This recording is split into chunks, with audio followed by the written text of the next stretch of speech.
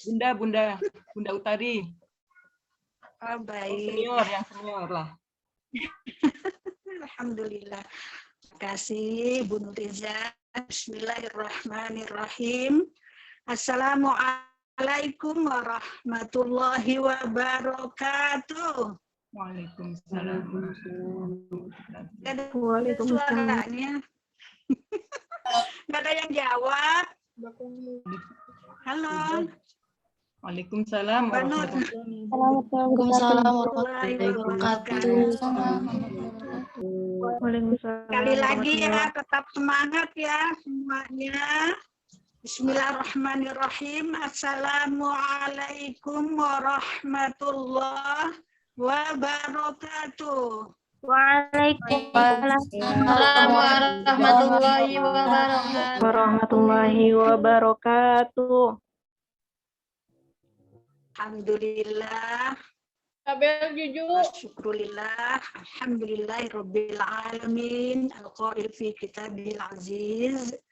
Qala rabbi shrah li sadri wa yassir li amri wahlul 'uqdatam min lisani yafqahu qawli waj'al li waziran min ahli wa qala aidan rabbi zidni ilma wa qala aidan rabbi a'udzu bika min hamazati syayatin wa a'udzu bika rabbi yahdurun. Wassalatu wassalamu ala Rasulillah Muhammadin sallallahu alaihi wasallam wa ala alihi washabihi ajmain. Amma ba'd. Yang saya hormati dan muliakan, kalau ada Pak Kiai kita yang saya hormati dan cintai, Bu Nur Iza, Bu Tuti, Bu Ifati, para tim teaching keikian. Syukur alhamdulillah bahwa kita bisa melanjutkan pertemuan keikian ini. Dan untuk tidak berpanjang kalam, kita persilakan kepada Ibu Ifati untuk menyampaikan paparannya terkait keikian. Apa ya judulnya ya? Silakan Bu Ifati. Monggo. Assalamualaikum Bu Utari, mohon izin. Ya. Bu Nur Izah dulu aja yang materi minggu lalu yang belum disampaikan dulu. Iya, betul. Oh iya. Baik.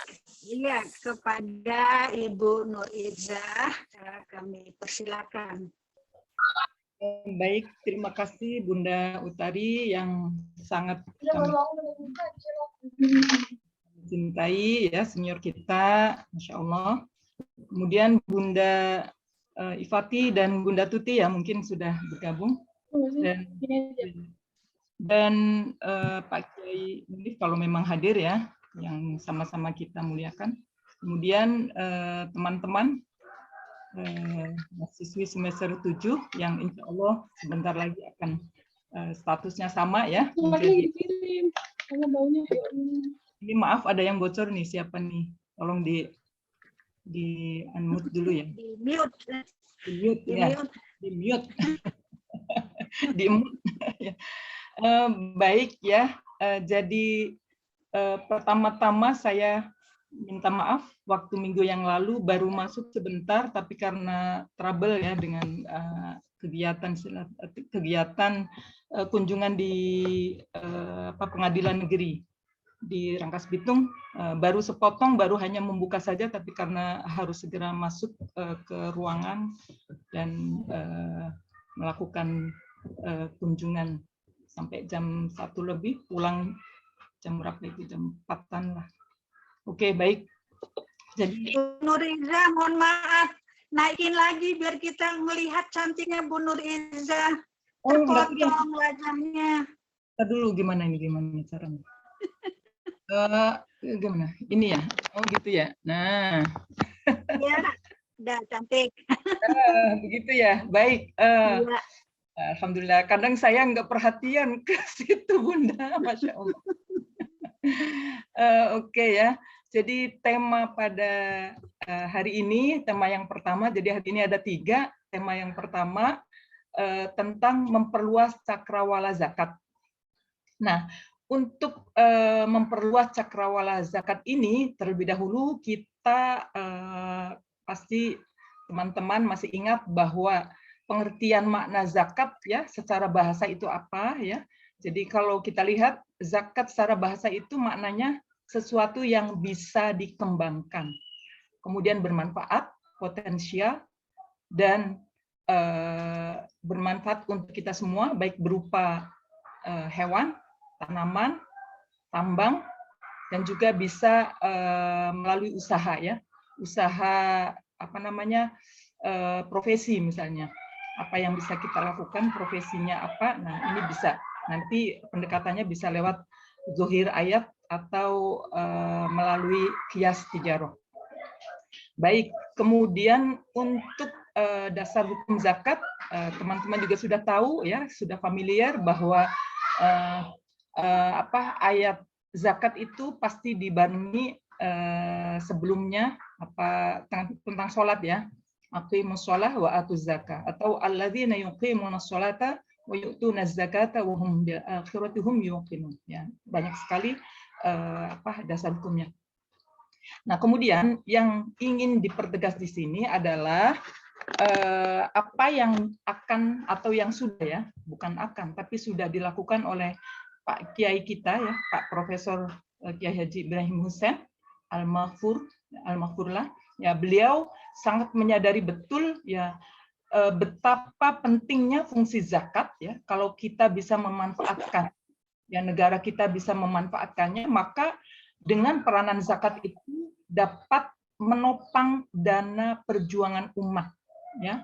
Tapi memang sekarang kita sudah bisa melihat manfaatnya, diantaranya adalah tahun ini kelas MZW program beasiswa ya sudah terwujudkan, itu adalah berkat dari perjuangan Basnas ya, perjuangan IIKI bekerja sama dengan Basnas. Alhamdulillah. Tidak hanya S1 saja, S2 dan S3 pun sama mendapatkan dana zakat dari Basnas melalui beasiswa kelas khusus ya. Baik, kemudian oleh Pak Kiai Ibrahim Hussein ya, Profesor Kiai Haji Ibrahim Hussein LML, beliau melakukan langkah-langkah bagaimana caranya agar dana zakat itu dapat dihimpun sebanyak-banyaknya. Salah satu caranya adalah dengan memperluas cakrawala zakat. Ya, jadi dengan memperluas cakrawala zakat, maka ya zakat dapat bisa dikembangkan ya melalui jenis-jenis ya harta yang wajib dizakati ya.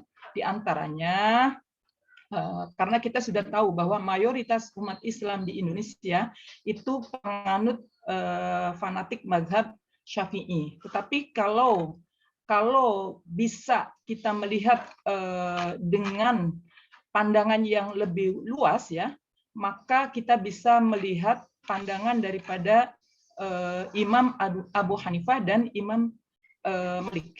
Nah, nanti dari situ akan banyak sekali dana zakat yang bisa kita himpun. Oke, jadi dengan pandangan seperti itu ya, maka kalau kita mengikuti pandangan mazhab Syafi'iyah, maka akan sempit ya, akan sempit, hanya terbatas hal-hal yang tertentu saja. Jadi di sini beliau ya Al-Maghfurlah ya, Bapak Kiai Haji Profesor Ibrahim Hussein melakukan pendekatannya adalah dengan dua pendekatan. Pertama ya, pendekatannya berpegang pada zahir nas. Kalau kita bisa melihat zahir nas, maka di situ akan banyak muncul zakat-zakat yang lain, tidak hanya yang sudah tertera, yang sudah disebutkan, yang sudah ditetapkan oleh Imam Syafi'i. Nah, pertama berpegang pada zahir nas, ini juga dipedomani oleh Imam Daud Al-Zahiri. Kemudian pendekatan yang kedua melalui kias. Jadi nanti dasar yang dipegang oleh Pak Kiai Ibrahim Hussein itu adalah ada dua. Pertama melalui zahir nas, yang kedua melalui kias. Kemudian dengan kias tersebut maka dapat mengembangkan ilat wajib zakat pada jenis-jenis harta yang wajib dizakati sebagaimana yang disebutkan atau pandangan Imam Abu Hanifah dan Imam Malik. Nah, jadi yang pertama dasarnya ya menurut Pak Kiai Ibrahim Hussein itu adalah jenis harta yang wajib dizakati dapat dikelompokkan menjadi 4 ya. Pertama itu semua jenis tumbuh-tumbuhan dan tanam-tanaman yang bermanfaat ya, yang bermanfaat, kemudian potensial dan juga bisa menjadi kepentingan umat ya, menjadi tulang punggung ekonomi ya, ekonomi bagi umat Indonesia khususnya. Nah, ini dasar nasnya adalah ayat Al-Qur'an yang ada di surat Al-Baqarah ayat 267 ya. Wa mimma akhrajna lakum minal ardh. Nah, dari sini karena dari ayat tersebut maka sebagian dari apa yang kami keluarkan dari bumi untuk kamu, nah ini perlu dizakati ya. Nah, ini banyak sekali, tidak hanya sekedar yang ada di hadis Nabi. Kalau di hadis Nabi kan hanya disebutkan minal khintoti wasyairi watamari wazabib, hanya 4 saja. Nah, yang lain tidak gitu. Nah, kalau kita memandang pandangan Imam Syafi'i, maka hanya ini yang wajib dizakati. Kemudian untuk yang lain, misalnya ada cengkeh, ada kopi, ada vanili, ada coklat, ada kayu jati yang nilainya luar biasa tinggi, kemudian ada kayu mahoni, kemudian kelapa sawit yang sangat tinggi juga untuk dibuat minyak. Sekarang sedang tinggi ini harga minyak, hampir 40-an ya, karena ibu-ibu pasti tahu ya harga minyak. Nah, itu nilainya sangat tinggi, sedangkan beras ya, beras sekilo cuman berapa? Seliter berapa? Cuman 9.000, 10.000, coba bayangkan. Nah, kalau hanya berpedoman kepada hadis yang ini ya, hanya 4 saja menurut pandangan Imam Syafi'i, maka ya hanya itu yang dikeluarkan zakat. Selebihnya yang nilainya tinggi tidak. Nah, oleh karena itu ini yang ditonjolkan oleh Bapak Kiai Ibrahim Hussein RML ingin membuat terobosan ya supaya Indonesia bisa memperoleh zakat yang lebih banyak lagi.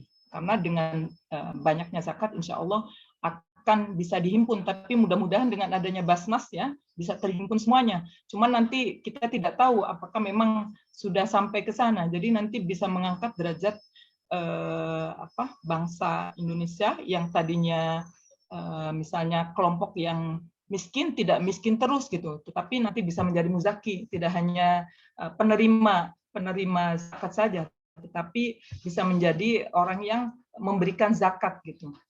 Oke, itu yang pertama ya. Jadi kalau ilatnya tadi dasarnya sudah. Nah, ilat yang diambil ya oleh Imam Syafi'i karena keempat makanan tadi ya, ada khintoh, syair, tamar dan zabib atau gandum ya, maksudnya gandum, padi, kurma dan anggur kering atau kismis ya, anggur kering. Nah, ini wajib dizakati menurut pandangan Imam Syafi'i karena tumbuh-tumbuhan tersebut dapat mengenyangkan sebagai makanan pokok. Nah, ini ilatnya ya. Karena berfungsi sebagai makanan pokok. Nah, kalau misalnya tidak menjadi makanan pokok, maka tidak dizakati. Nah, oleh karena itu, kalau kita memegang yang ini sangat sempit. Tetapi kalau kita memegang pendapat Imam Hanafi dan Imam Malik, maka bisa luas gitu. Jadi Indonesia kan banyak yang daerah timur kan pakai makanan pokoknya sagu. Nah, apa masuk ke sini? Nah, kalau mengikuti pandangan yang luas ya sagu juga bisa kena zakat, kemudian jagung, kemudian ada yang delima ya, yang punya perkebunan delima kan mahal. Nah, kemudian yang lainnya itu bisa masuk ke sini. Jadi dasarnya bukan hanya ilatnya bukan karena mengenyangkan saja, tetapi bisa bermanfaat ya, bisa memiliki manfaat yang sangat luas, kemudian semuanya berpotensi ya, potensi untuk menjadi tulang punggung perekonomian. Nah, itu. Nah, kemudian jenis yang kedua ya, yang wajib disakati adalah semua jenis hewan yang halal. baik hidupnya di darat, di air, maupun di udara. Nah, ini semua wajib dizakati karena bisa dilihat dari sumber nasnya adalah tentang unta, sapi, kambing, itu kan wajib dizakati. Nah, untuk selain yang ini, ya, jadi lagi-lagi kita ingin Pak Kiai Ibrahim Hussein itu ingin memaparkan lebih luas lagi pandangannya. Jadi bisa tidak hanya jenis yang 3 tadi, nanti misalnya ada hewan yang di udara, misalnya burung ya, ada burung unta, ada burung apalagi ya, burung yang nilai walet yang mahal. burung walet, Masya Allah, luar biasa. Burung walet luar biasa nilainya. Mahal sekali ininya dari hasil liurnya. Air liurnya itu bisa ratusan juta ya harganya. Nah, kalau hal yang seperti itu yang nilainya tinggi kemudian tidak dizakati, maka itu sangat-sangat disayangkan. Oleh karena itu terobosan Pak Kiai Ibrahim Hussein ini wajib dizakati dan mengikuti pandangannya Imam Abu Hanifah dan Imam Malik ya, yang lebih luas. Jadi kalau Imam Syafi'i kan hanya terbatas yang ada di nas saja gitu. Nasnya ya tentang kambing ya, tentang kambing, sapi dan unta. Nah, jadi kita diperluas. Mungkin ada kuda. Kuda kan nilainya tinggi juga itu. Ada pacuan kuda di Pamulang ini kan, itu nilainya tinggi. Nah, kalau misalnya bisa diternakkan, kemudian banyak, kemudian bisa menjadi manfaatnya luar biasa, bisa menjadi tulang punggung perekonomian, itu wajib dizakati. Nah, itu ilat yang diambil oleh imam yang pandangannya lebih luas ya daripada Imam Syafi'i. Bukan berarti kita mengecilkan Imam Syafi'i ya, bukan gitu. Tetapi karena sekarang zaman itu berkembang. Nah, oke, itu ya. Kemudian ada yang di laut, ada ikan lele, ikan gabus tinggi kan. Kemudian ada ikan gurami, nilainya mahal juga ikan gurami itu. Bisa sekilo 58.000, 25.000 ya. Tapi kerapu yang paling enak tuh. Nah, ikan laut, ikan kerapu lebih enak lagi itu. Belum lagi misalnya ada ikan hiu, ikan paus ya. Kalau diternakkan kemudian dijual nilainya akan lebih tinggi. Oke, jadi udang galah. Udang, Masya Allah. Udang juga bisa diekspor ke Jepang ya, nilainya tinggi banget. Cumi-cumi ya. Ya, seafood gitu, seafood ya. Jadi di sini semua binatang yang hidupnya di darat, di laut, ya di air atau di udara, semuanya dikenakan zakat. Tidak terbatas hanya tadi cuman unta, kambing dan sapi ya. Tidak hanya itu. Kemudian kerbau ada tapi kan kok sedikit ya ininya. Sekarang itu tidak banyak diternakkan, tapi yang banyak sapi. Nah, dari situ ya kita kembali ilatnya adalah karena manfaatnya yang lebih banyak, kemudian bisa menjadi tulang punggung perekonomian, potensial, maka itu ilat itu yang diambil oleh pandangannya yang lebih luas dan itu yang dipegang oleh Pak Kiai Ibrahim Hussein karena ingin Indonesia lebih maju, mengangkat derajat umat manusia, warga negara Indonesia yang tadinya miskin bisa naik dan bisa berpendidikan tinggi melalui dari dana zakat. Oke, itu yang kedua ya. Yang kemudian jadi semua kiasnya kan tadi sama ya, dikiaskan semua argumentasinya dikiaskan kepada kambing, sapi dan unta ya. Jadi dasarnya itu ilatnya itu kalau mengikuti pandangan yang lebih luas, manfaatnya banyak, potensial, bisa dikembangkan, bisa menjadi tulang punggung perekonomian. Jadi intinya sama. Kalau ilat yang dipegang oleh pendapat yang pandangannya lebih luas. Nah, oke. Kemudian yang ketiga ya. Ketiga, semua jenis hasil usaha yang halal yang membawa keuntungan.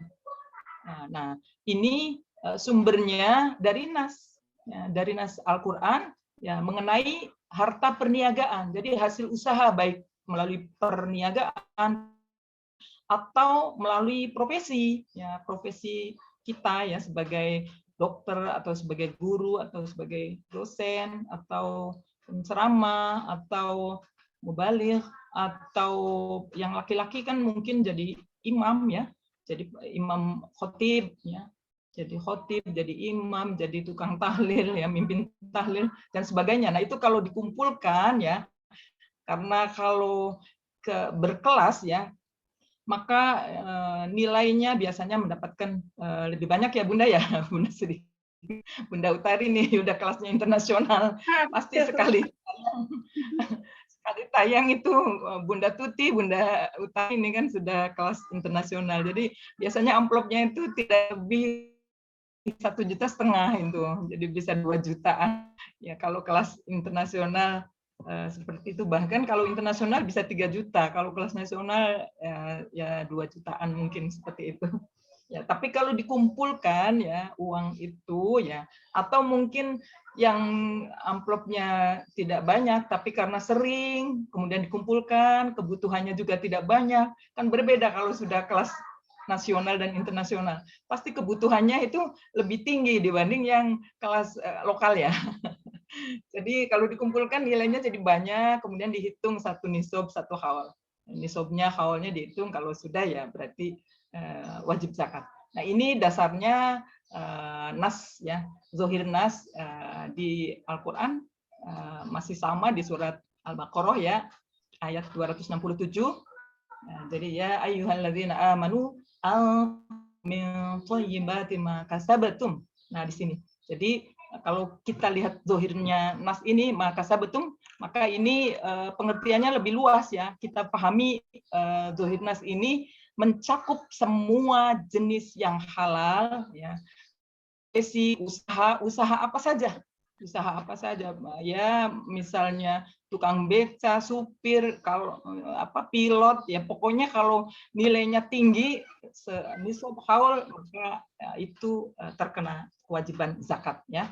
Jadi dikiaskannya, kalau Imam Syafi'i kan kiasnya kepada tijarohnya, tapi kalau imam yang pandangannya lebih luas maka dikiaskannya, ilatnya adalah tadi ya, manfaatnya banyak ya, sangat berbeda kalau tijaro kita dagang cuman sedikit misalnya nilainya, tapi sekali ceramah 3 juta lah, orang yang dagang paling berapa untungnya, kecil-kecil gitu ya. Ya jadi ini makanya sangat disayangkan kalau tidak dikenakan zakat, itu terobosan Pak Kiai Ibrahim Hussein itu. Nah ini nanti bisa menjadi sumber kekayaan Indonesia, menjadi tulang punggung ya perekonomian untuk mengentaskan kemiskinan. Jadi itu sasarannya. Subhanallah, luar biasa ya, luar biasa Pak almarhum almarhumlah ini, pendiri IIK ya Allah, masya Allah. Makanya sampai sekarang amal jariahnya ya IIK terus berkembang. Jadi itu kita salut. Tadi Bunda Utari lupa ya, belum memberikan hadiah Fatihah ya. Nanti setelah ini ya Bunda ya. Ya lupa. Ya nggak apa-apa. Ya, jadi saya ternyuh gitu loh mengkaji hasil karya beliau itu, karena masya Allah luar biasa terobosannya dan dipakai terus gitu kan ilmu-ilmunya. Selain IIK ya terobosan MUI kan, terus adanya Basnas, adanya Bank Muamalah, itu beliau, terobosan dari beliau. Nah oke, itu ya, jadi tentang semua jenis hasil usaha yang halal ya, bukan dari hasil korupsi, nepotisme atau yang lain, bukan dari hal itu. Nah, jadi ini karena membawa keuntungan yang sangat luar biasa, manfaat bagi keluarga, masyarakat, dan untuk semua. Misalnya kalian juga sebagai qori'ah, kan sekali dipanggil tuh dapat berapa tuh amplopnya. Kalau dikumpulkan ya bisa banyak. Atau yang biasa diundang untuk simaan misalnya, khataman ya, terus menerus ya. Kita nggak mencari keuntungan, tetapi orang memberi kan. memberi rezeki melalui ilmu teman-teman ya, karena sudah pasti alumni IIKI minimal hafizah dan ada juga yang qori'ah ya. Nah, dari sini bisa menjadi profesi ya. Oke, jadi tidak saja ya, bukan saja tijaroh ya yang dikenakan zakat, tetapi semua jenis usaha yang halal dalam bentuk apapun ya, pokoknya profesi ya, profesi usaha dan semuanya. Nah, nanti untuk hitungan dikeluarkan zakatnya ya sama seperti tijaroh, jadi 2,5%. Ya, oke, itu ya. Kemudian yang terakhir ya Bunda ya, terakhir itu jenis keempat ya, semua jenis tambang. Ya, jadi semua jenis tambang itu ada logam, permata, kemudian ada barang berharga yang lain ya. Jadi ada perak, ada apa lagi? Pokoknya hasil bumi itu apa? Minyak juga hasil bumi, tembaga, batu bara. Nah, ya pokoknya yang dari jenis tambang ya, jenis tambang itu dasar hukumnya diambil dari nas tentang emas dan perak. Ya, kalau di nas hadisnya kan hanya emas dan perak, tetapi tambang yang lain ini bisa dikiaskan ke situ. Jadi, tapi kalau Imam Syafi'i ya hanya itu saja yang ada di nas saja. Nah, adapun untuk pandangan yang luas ya, maka mengambil pandangan Imam Abu Hanifah dan Imam Malik ya. Jadi ini yang dipegang. Jadi semua minyak bumi, batu bara, intan, permata, terus ada tembaga dan sebagainya. Nah, di sini memang ada yang tidak boleh dikelola oleh secara individu, tetapi oleh negara dan juga ada oleh lembaga ya. Kan kita kan nggak mungkin mengelola batu bara oleh perorangan, pasti oleh lembaga atau negara yang menentukan. Tetapi di sini sayangnya mungkin menurut informasi bahwa semua itu dikelola oleh negara, tetapi manfaatnya tidak kembali ke masyarakat. Jadi masyarakat tetap miskin gitu. Misalnya daerah Indramayu ya, contoh yang gampang. Di sana kan ada tambang minyak ya, minyak. Nah di sana yang dipekerjakan bukan orang Indramayunya gitu, atau kembali mengentaskan kemiskinan masyarakat Indramayunya, tidak gitu, tetapi dikembangkan dan diambil keuntungannya oleh pengelola gitu. Jadi di sini yang sudah sudah keliru ya, keliru kalau kata Pak Kiai Munif itu. Ya itu bagaimana pimpinannya, bagaimana kita memilih pemimpinnya. Kalau kita memilih pemimpinnya salah ya akibatnya seperti itu.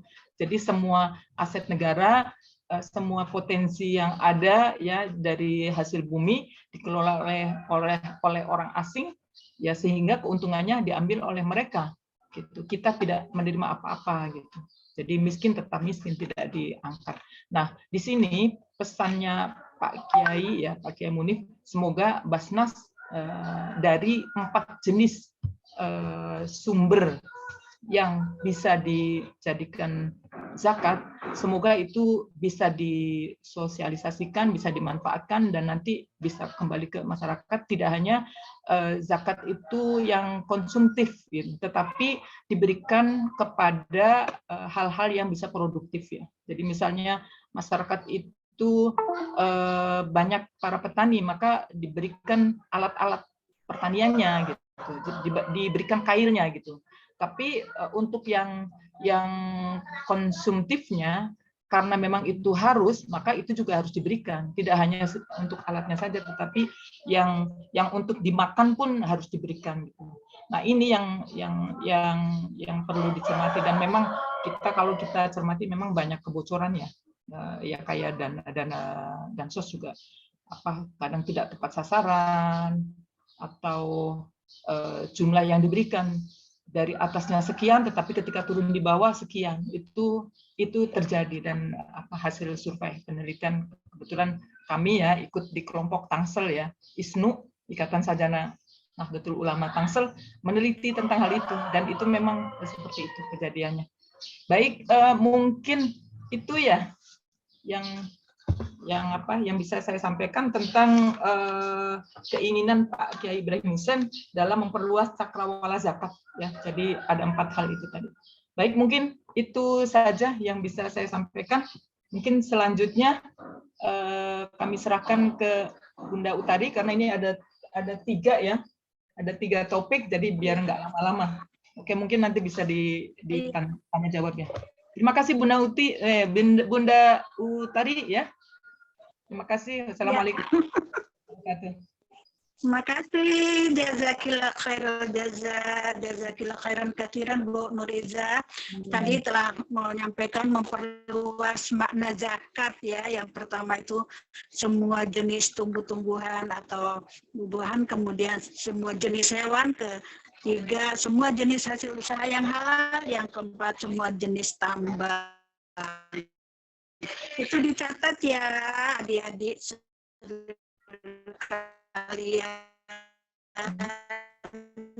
Suaranya melayang, Bunda. Bunda Utari suaranya melayang. Pinter yang cantik. Untuk selanjutnya Mbak Ifati, Bu Ifati dipersilakan menyampaikan materinya. Pak? Halo. Nggak ada suara ya? Masa sih? Bentar, Bunda. Ada.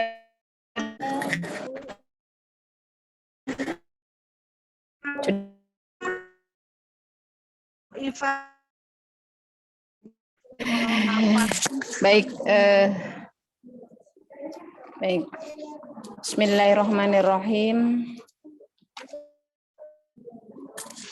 Assalamualaikum warahmatullahi wabarakatuh. Hamdan laka ya Allah, sholatan wa salaman laka ya Habiballah. Bunda Utari, Bunda Nuriza, Bunda Tuti yang saya hormati dan saya takdimi, juga seluruh mahasiswa semester 7 Institut Ilmu Al-Quran Jakarta yang saya banggakan. Langsung saja ya materinya yang tadi sudah kita dengarkan bersama dari Bu Nuriza. Saya akan melanjutkan tema selanjutnya adalah tentang bir. Nah, mungkin teman-teman di sini pada tahu nggak bir itu apa? Tahu nggak bir? Angker bir gitu ya. Angker bir atau apa ya bir ya? Nah, minuman tentang bir. Nah, Profesor Dr. Al-Maghfurlah, Profesor Dr. Ibrahim Hussein pernah menulis ya buku tentang tentang bir ini, gitu ya. Tentang bir ini beliau menulis sebuah buku. Nah, intinya apa di dalam buku tersebut? Jadi kenapa pertama beliau menulis dulu gitu ya? Pertama beliau menulis.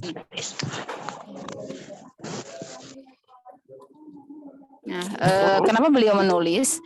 Karena dulu di di Kementerian Agama ya, ada seorang menteri itu Kiai Muhammad Dahlan ya. Beliau ditanya waktu itu lagi kontroversi tentang berkaitan tentang tabungan haji deposito. Nah, di situ karena ikhtilaf ya, deposito itu ikhtilaf sampai sekarang lah ya, bunga bank deposito itu masih ikhtilaf, ada yang haram, ada yang mubah gitu. Nah, kemudian untuk pada waktu itu ada seorang wartawan nanya ke Al-Maghfurlah, bukan Al-Maghfurlah, kepada Pak Menteri. Pak Menteri, kalau masalah bir gimana? Nah, gitu. Nah, Pak Menteri spontan saja langsung menjawab bahwa bir itu haram. Ya, haram, tidak boleh. Nah, kemudian waktu itu Al-Maghfurlah adalah sebagai Kepala Humas ya, Bu Utari ya kalau nggak salah, sebagai Kepala Humas, beliau Kepala Biro Humas di Kementerian Agama. Beliau merasa terpanggil ya, karena beliau ahli ilmu, fuqaha ya, ahli ilmu dalam apalagi di fikih.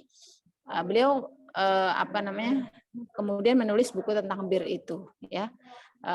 Tujuannya apa gitu ya? Tujuan menulis buku itu adalah supaya masyarakat itu tahu, para ulama berkaitan tentang bir ini ada ikhtilaf, ada ijma, ada ikhtilaf. Ijma itu disepakati ulama, ada ikhtilaf yang berbeda pendapat. Nah, yang kedua lebih fokus pada bahwa bir itu ikhtilaf. atau khilafiyah. Ada perbedaan pendapat tentang bir. Nah, jadi agar semua orang bangsa Indonesia itu menghargai bahwa ya perbedaan itu ada gitu ya, perbedaan bahkan terhadap hukum-hukum yang seperti itu. Nah, kemudian yang ketiga adalah sebagai pedoman ya, pedoman untuk umat. Belum ada yang mengkaji waktu itu ulama di Indonesia tentang khususnya tentang bir, karena dulu kan memang bir itu bahasa yang familiar sekali ya di Indonesia kalau zaman dulu gitu. Nah, saya sekarang nggak mengikuti ya sekarang minuman keras mungkin gitu bahasanya. Nah, kemudian kalau kita melihat dari buku itu, Profesor Ibrahim Hussein itu membagi menjadi dua, teman-teman. Membagi menjadi dua, ada jenis yaitu khomer. Kalau kita dengan bahasa Al-Quran kan nggak ada bir ya. Kalau bir itu al-birru, ya kebaikan. Nah ini kalau ada juga gusbiru, gusbiru itu yang di novel ya. Kalau ada yang baca novel itu ada namanya gusbiru, beda. Nah tidak, ini bir yang beda. Nah, ya, kalau di Al-Quran kita mengenalnya dengan khomer. Nah, jadi khomer itu dibagi menjadi dua, yaitu khomer yang namanya khomer, kemudian ada yang namanya muskir atau nabiz.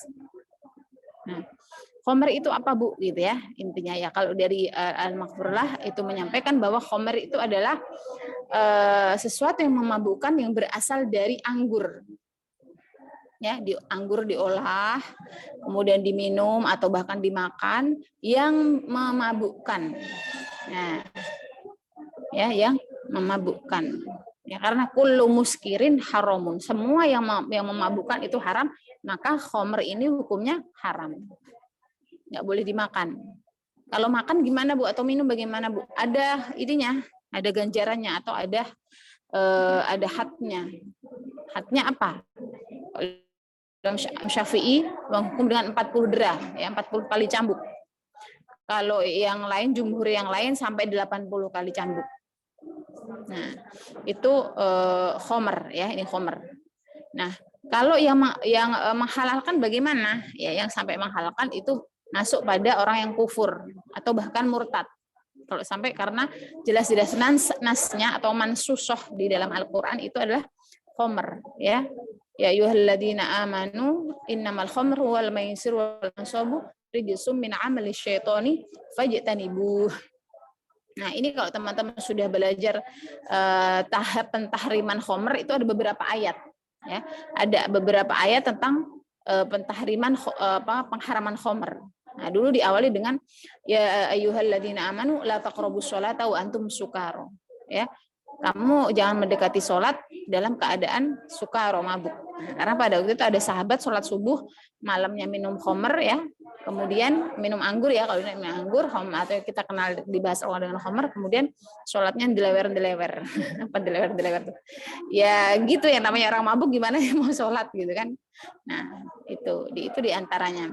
Nah kemudian sampailah pada ayat yang tadi yang pertama saya baca, fajtanibuh ya. Fajtanibuh di sini adalah lil amr atau perintah, yaitu litahrim, untuk mengharamkan khomer. Nah, kemudian apakah boleh minum Bu? Boleh, kecuali darurat yang itu kalau Pak Yai Munif itu selalu pernah ya kita menjelaskan di kelas itu, kalau misalkan sudah tentang pernikahan ya, udah di hutan nggak ada orang terus mereka menikahkan dirinya sendiri berdua, itu boleh. Nah, karena daripada berzina. Nah, ini khomer juga gitu. Boleh kecuali kalau sampai mau tercekik lahirnya itu bahasanya udah mau meninggal lah gitu. Dan minuman itu hanya ada khomer. Nah, itu pada yang sangat darurat sekali, sangat darurat sekali. Nah, itu boleh. Nah, itu ya khomer, udah nggak ada ikhtilaf kalau untuk khomernya, untuk yang berasal dari anggur. Nah, kemudian ada yang namanya tadi muskir, ya, muskir atau nabiz. Nah, nabiz itu apa? Sesuatu yang memabukkan, tetapi asalnya bukan dari anggur. Nah, bukan dari anggur. Terus dari apa Bu? Gitu ya. Dari apa? Dari bahan-bahan yang lain. Ya, kalau kita itu kenalnya mungkin sekarang dengan alkohol ya. Biasanya itu ada etanol ya.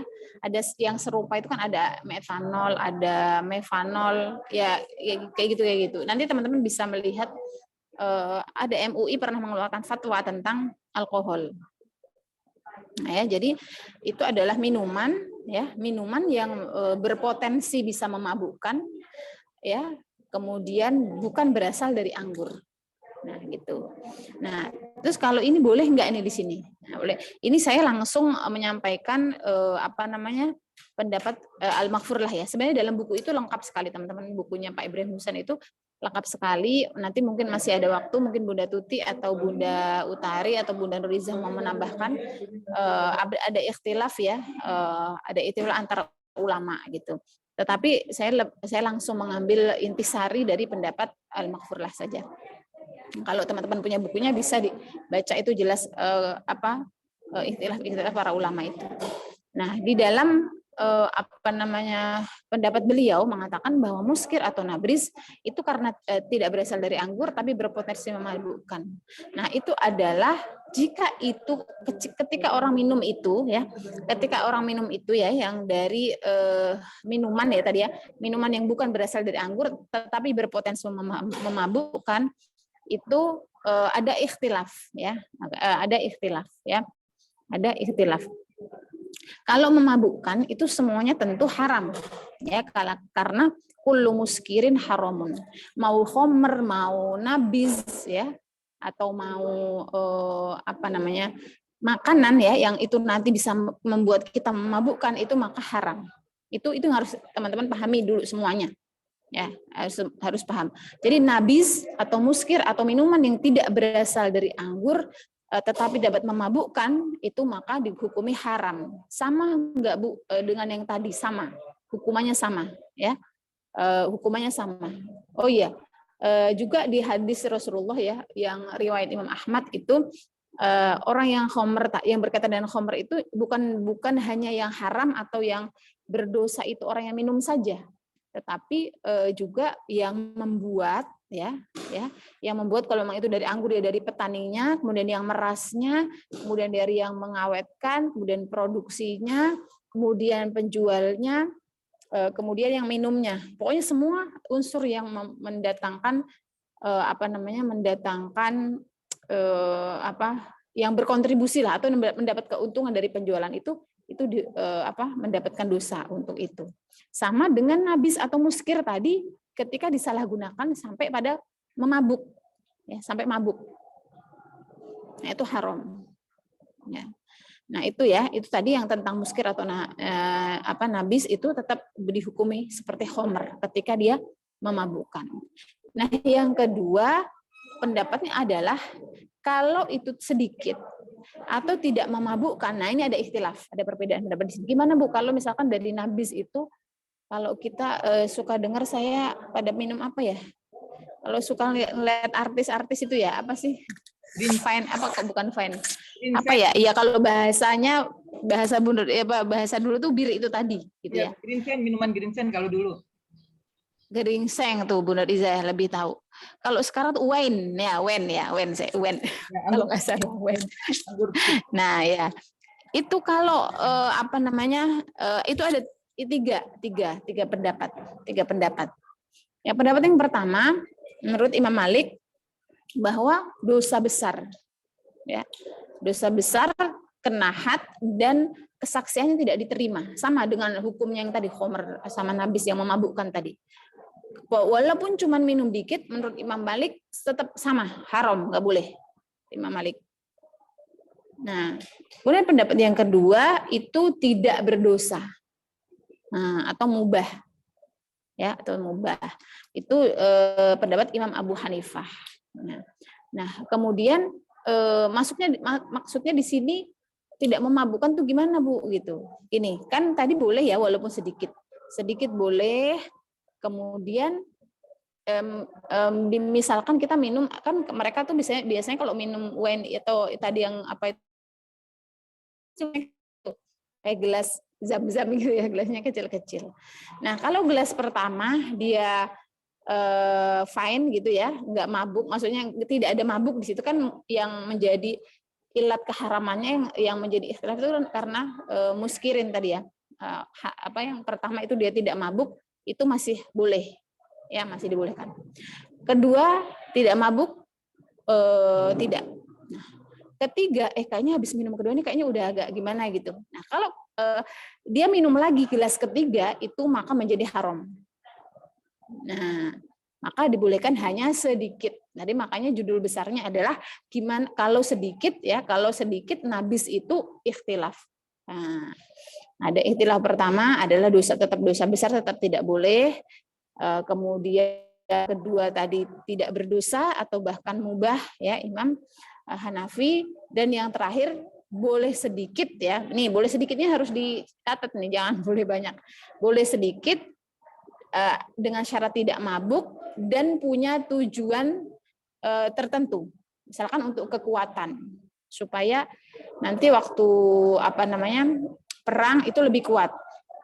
Atau kalau dulu saya ya waktu melahirkan tuh diceritakan oleh ibu mertua saya bahwa ada minuman yang anggur tapi mungkin itu boleh sedikit tapi untuk memulihkan memulihkan tenaga. Nah, untuk itu. Nah, atau minuman yang sejenis itulah atau jamu-jamu gitu ya. Yang jamu itu kan teman-teman kalau jamu itu kan panas ya, jamu habis melahirkan itu bisa mungkin bisa mabuk atau bisa malah keliaran ya minuman. Tapi itu selama tidak atau wine tadi selama tidak untuk niat ya, untuk niat kesehatan, niat kekuatan ya kadang kan beli jamu itu diperbolehkan.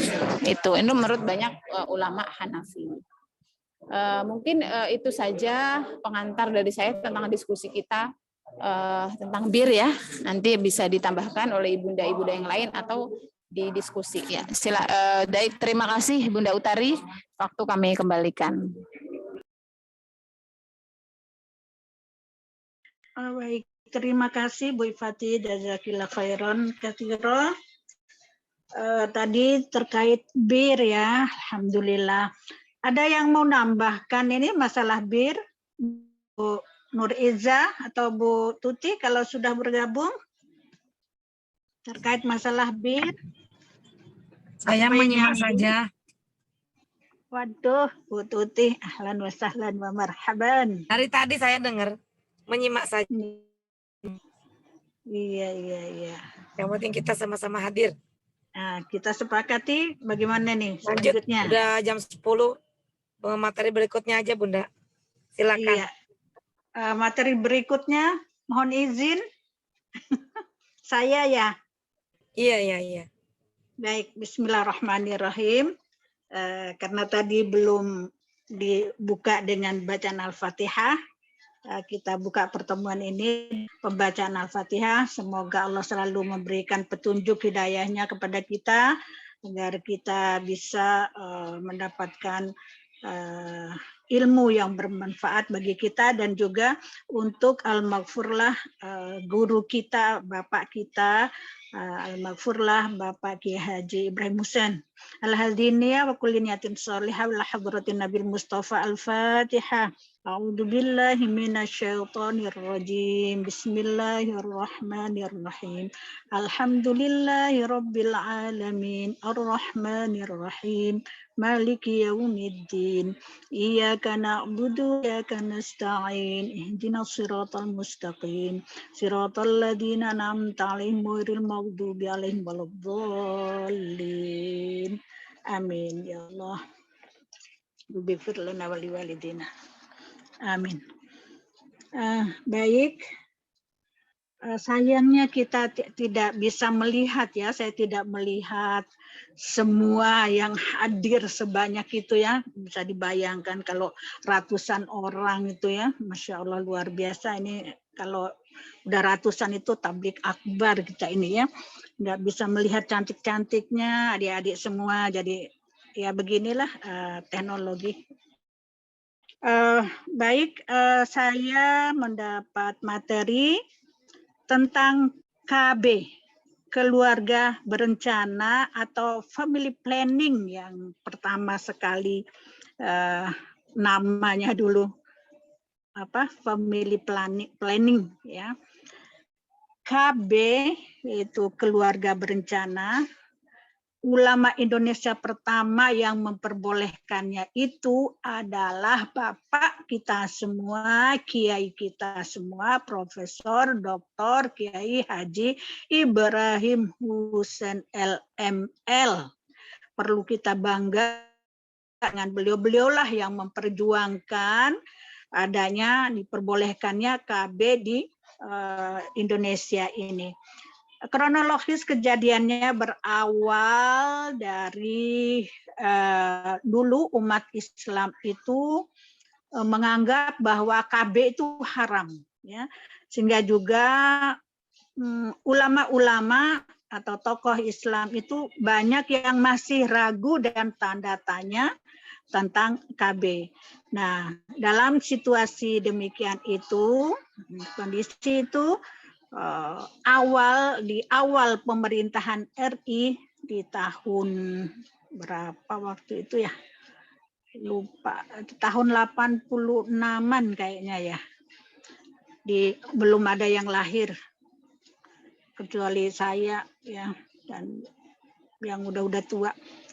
Jadi awal pemerintahan RI mencanangkan keluarga berencana ini ketika tahunnya lupa ya. Pencanangan KB itu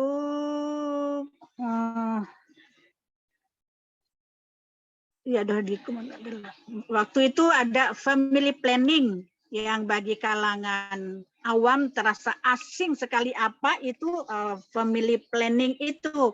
Secara jujur waktu itu diakui bahwa karena faktor kebodohan kita umat Islam waktu itu tidak ada yang mau menerima atau istilahnya masih alergi dengan kata-kata istilah asing itu. Family planning itu apa sih yang dimaksud dengan KB itu ya. Nah, dalam kebanyakan ulama Islam masih banyak yang ragu dan dalam kondisi umat Islam masih banyak yang belum paham bagaimana sebenarnya ajaran dan hukum Islam tentang atau masalah KB ini. Bapak kita Profesor Kiai Ibrahim Husain sekitar tahun 1967 nih, 67 ya, 1967. Itu awal-awal ya di 1986 tentang KB itu. Bukan, ini masalah KB ini yang terjadi waktu awal-awal terjadinya itu nanti 86-nya tuh ya. Jadi sekitar tahun 1967 itu Bapak kita sanggup menguraikan hukum KB sepanjang kajian hukum Islam ya. Pandangan dan tulisan beliau itu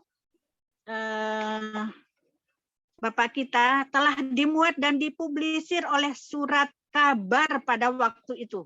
Nah, awal-awalnya.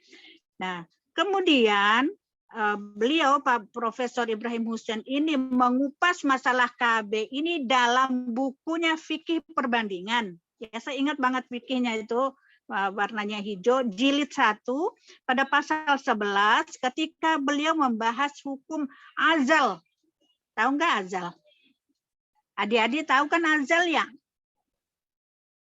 Nggak tahu ya, azal itu. Belum, Bun, belum. Belum tahu ya. Belum pada nikah ya? Belum pada nikah ya. Yeah. Jadi azal itu menumpahkan air mani itu di luar, bukan di vaginanya istrinya atau di vagina perempuan. Azal itu yang terjadi di masa sahabat dulu menjarangkan kehamilan ya. Jadi pada tahun 1986 ya, di Jakarta diselenggarakan seminar internasional tentang KB. Di Bapak kita, Bapak Profesor Ibrahim Husain tampil sebagai pemakalah memaparkan pandangan Islam tentang Mungkin tidak berlebihan, katanya kalau dikatakan bahwa Bapak Profesor Ibrahim Hussein lah satu-satunya ulama Indonesia yang paling gigih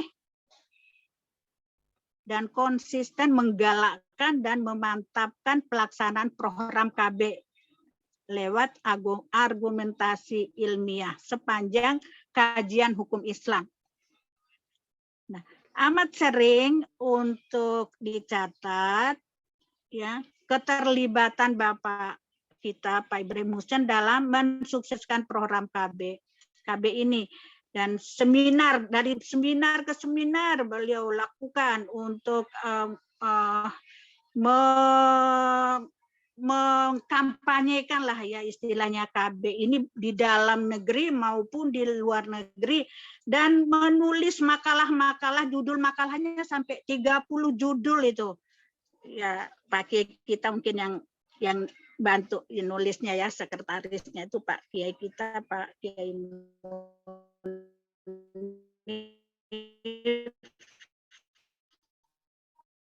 ya. Itu sampai 30 Suaranya melayang, Bunda. makalah terkait dengan KB ya. Nah, ulama yang paling dekat dengan BKK. Halo? Mbak, halo? Halo, tadi melayang, Bun. Ya Allah, kenapa ya? Anu ya. Sekarang udah bagus lagi. Aduh, sinyal kali ya. Iya, kurang stabil. Iya. Tadi Azal ya sudah 30 makalah, judul makalah yang terkait dengan KB itu ditulis atau oleh Bapak kita. Bapak Ibrahim Hussein adalah ulama yang paling dekat dengan BKKBN. BKKBN karena kan tahu kan ya apa itu BKKBN. Rencana nasional yang ada di Halim kayaknya ya. Dulu pernah Ibu Khofifah jadi ketua BKKBN itu yang mengurus KB ya, keluarga berencana. Beliau sangat dekat dengan BKKBN. Kenapa? Untuk melicinkan dan memasyarakatkan masalah KB ini. Walaupun untuk itu beliau tidak pernah dapat timbangan, tapi kalau sekarang hadir saja ya diundang rapat, umpama ini organisasi-organisasi perempuan, katakanlah Muslimat, Asia dan lain-lain sebagainya, diundang ke BKKBN untuk masalah terkait. Inilah ya ada imbalannya, tapi ayam kita dulu Bapak kita walaupun serius itu mengkampanyekan KB ini, nggak dapat imbalan sama sekali dari BKKBN ataupun pemerintah pada waktu itu ya. Apalagi hadiah yang berbentuk bintang jasa nggak diberikan ya. Kalaulah Indonesia mendapat penghargaan dari PBB atas keberhasilannya di bidang KB, maaf ini ketutup. Bahwa di balik kesuksesan gemilang itu sebenarnya tidaklah terlepas dari peranan ulama Indonesia, dan salah satu dia almarhum Profesor Ibrahim Hussein.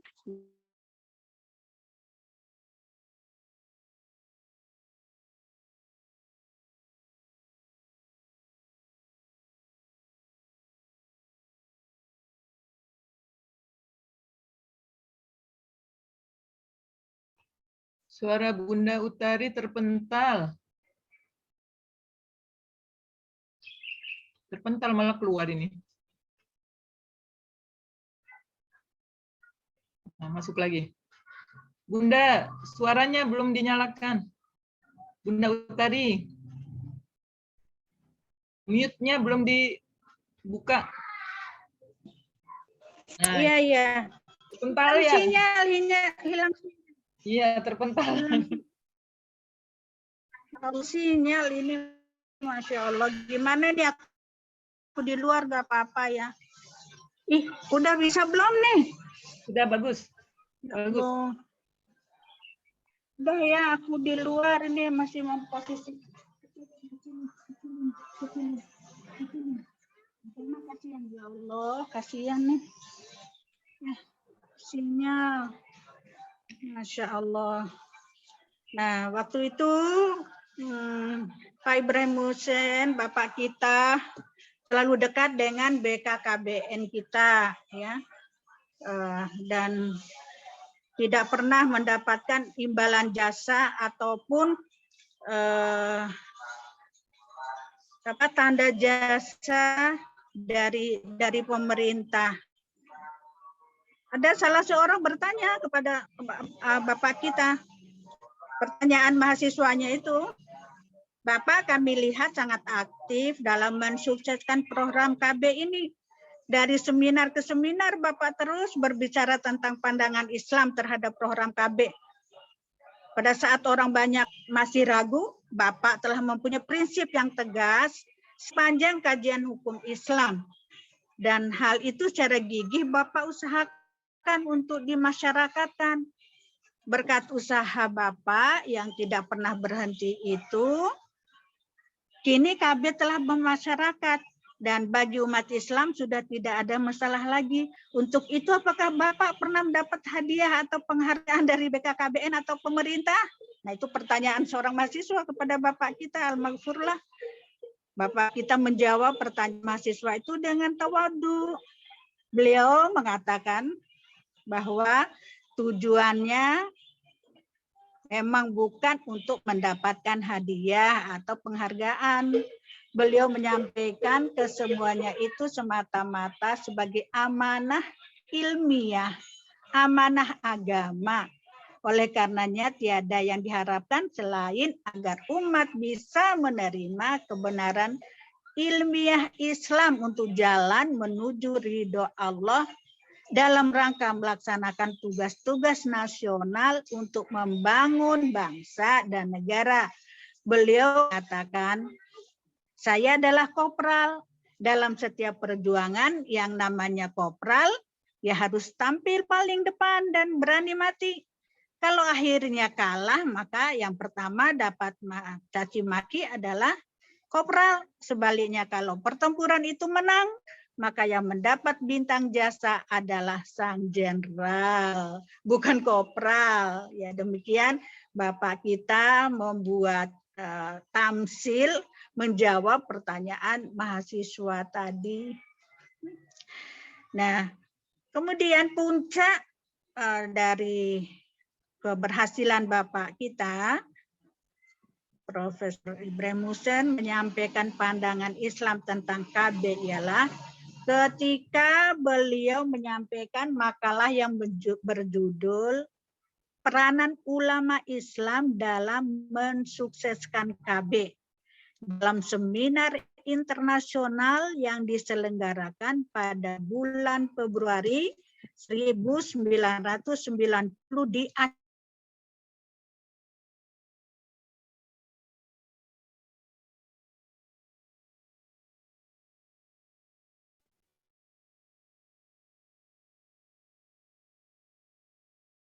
Dari Pak Profesor Ibrahim Hussein sewaktu beliau belajar di Universitas Al-Azhar. Nah, makalah beliau itu disampaikan dengan bahasa Arab. Dalam makalah itu secara detail dan panjang lebar beliau menyampaikan tentang KB menurut pandangan Islam dan peranan ulama Indonesia dalam mensukseskan program KB. Ya. Nah, menurut Bapak Ibrahim Hussein lagi dengan pengertian itu, pengertian KB ini ya menurut Bapak kita Pak Ibrahim Hussein, KB itu yaitu mengatur jarak kelahiran sebagai ikhtiar manusia untuk mewujudkan kesehatan ibu dan anak serta demi pendidikan dan masa depannya untuk mewujudkan keluarga sejahtera, bahagia, guna melahirkan generasi yang baik dan berkualitas, bukan saja relevan dan dibenarkan oleh Islam, tapi malah dianjurkan sesuai dengan ayat Al-Quran yang mengatur jarak kelahiran, yaitu di dalam surat Al-Baqarah 233, wal walidatu yurdi'na auladahunna haulaini kamilain. Para ibu hendaklah menyusukan anak-anak mereka selama 2 tahun penuh. Nanti kalau kalian menikah, melahirkan, harus menyusui anaknya sampai 2 tahun utuh ya, penuh. Nah, ini ada supaya adakannya dengan KB. Menurut Bapak kita, Pak Ibrahim Hussein, ayat tadi memberi pelajaran kepada kita, kaum perempuan atau kaum ibu, agar menyusukan bayi selama 2 tahun penuh. Kemudian ayat lain juga di dalam surat Al-Ahqaf, ayat 15, Allah berfirman, wa hamluhu wa fisaluhu 30 syahra. Masa hamil dan lepasnya bayi menyusui adalah 30 bulan, 2 tahun, 6 bulan, 10 hari. Ya. Nah, menurut Bapak kita, ayat tadi memberi penjelasan kepada kita bahwa masa yang dipergunakan oleh seorang ibu untuk hamil dan menyusui anaknya adalah 30 bulan atau 2 tahun lebih 6 bulan. Ya. Kemudian pada umumnya wanita menjalani masa hamil itu selama 9 bulan. Ya, kami yang sudah melahirkan ini hamil itu selama 9 bulan 10 hari. Ya.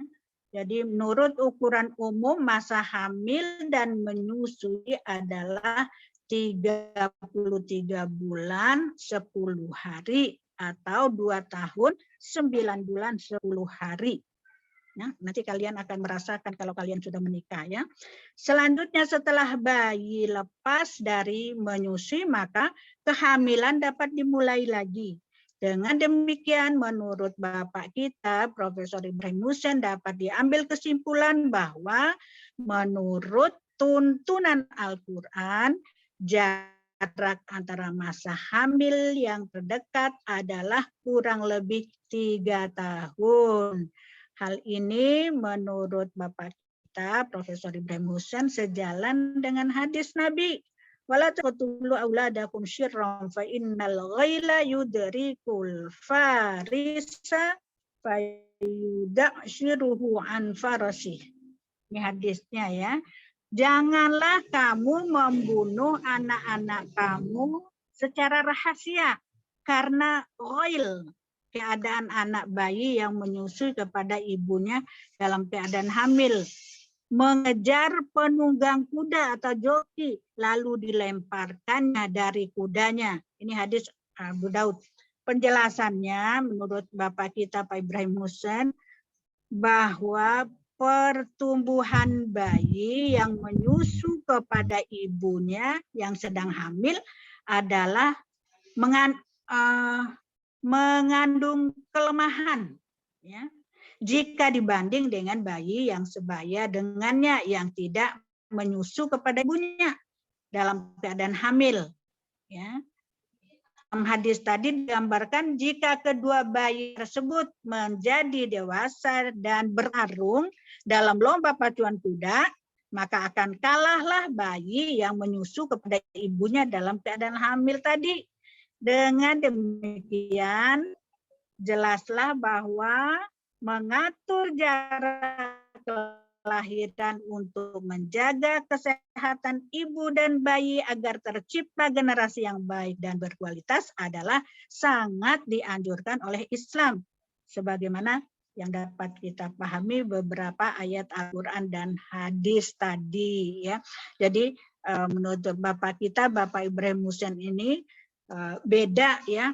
Maksudnya tadi yang nunggang kuda itu beda kalau bayi yang menyusui itu di saat ibunya hamil dengan bayi yang menyusui di kala ibunya tidak hamil. Tentu yang berkualitas itu di kala ibunya tidak hamil. Ya. Jadi dengan adanya tuntunan Al-Quran dan hadis Nabi tadi mengatur jarak kelahiran. Ya, demi kesehatan ibu dan anak dalam rangka mempersiapkan generasi manusia yang lebih baik dan berkualitas menuju terbentuknya rumah tangga bahagia sejahtera dan masyarakat yang baik. Maka timbullah upaya dan usaha manusia bagaimana agar hal tersebut dapat dilaksanakan sesuai dengan kondisi yang ada pada waktu itu, di mana sarana dan fasilitas kehidupan masih sangat sederhana. Maka upaya yang dilakukan oleh umat manusia untuk mengatur jarak kelahiran adalah azal. Ya. Tapi azal ini juga kasihan ya, kasihan perempuan, yaitu tadi sudah disebut persetubuhan yang dilakukan dengan cara menumpahkan atau membuang sperma di luar vagina. Yang dalam istilah medisnya disebut fetus impertempus ya. Hal ini azal ini ya dilakukan di waktu para sahabat ya, waktu Nabi masih hidup. Sebagaimana hadis dari Jubair yang diriwayatkan oleh Bukhari dan Muslim, kunna na'zilu ala ahdi Rasulillahi wal Qur'anu yanzilu. Kami sahabat Nabi pernah melakukan azal pada masa Rasulullah di mana Al-Qur'an sedang turun. Ya, azal udah pada ngerti kan azal ya. Kemudian ulama fikih ya beda pendapat tentang hukum azal ya, hukum menumpahkan tadi di luar bukan ditumpahkan di tempatnya ya. Menurut Bapak kita yang paling kuat adalah pendapat yang mengatakan bahwa azal hukumnya mubah, boleh dilakukan sebagaimana pendapat Imam Ghazali Hujjatul Islam Al-Ghazali. Menurut Bapak kita Pak Ibrahim Hussein, kalau pengaturan jarak kelahiran dapat dilakukan dengan sistem azal yang ya kalau azal itu kan menyakiti istri, mengurangi rasa nikmatnya istri, maka berdasarkan kias kita dapat mengatakan bahwa penggunaan alat-alat kontrasepsi dalam rangka KB sebagai upaya mewujudkan keluarga bahagia sejahtera tentu diperbolehkan. Azal boleh, maka dengan alat-alat KB juga diperbolehkan selama hal itu dibenarkan oleh kesehatan ya. Kemudian bagaimana kalau setelah mempergunakan alat-alat kontrasepsi tersebut masih juga menjadi kebobolan? Nah itu ya udah apa? Ya mungkin dia tidak cocok gitu ya, tidak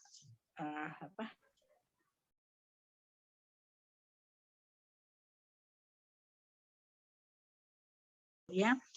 Alat yang biasa dilakukan,